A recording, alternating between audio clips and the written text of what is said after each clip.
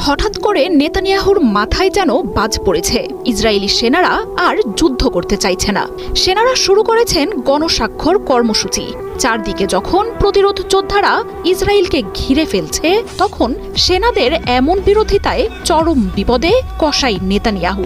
Israeli গণমাধ্যমগুলো জানিয়েছে, টানা যুদ্ধ আর নৃশংসতায় সেনারাই এখন ক্লান্ত। দীর্ঘমেয়াদী যুদ্ধ ইসরায়েলের বাহিনীকে বিধ্বস্ত করে তুলেছে। নানা অজুহাতে সামরিক বাহিনী ত্যাগের আবেদন করছেন তারা। এমনকি ইচ্ছাকৃতভাবে আহত হয়েও বাহিনী থেকে সরে পড়তে চাইছেন সেনারা।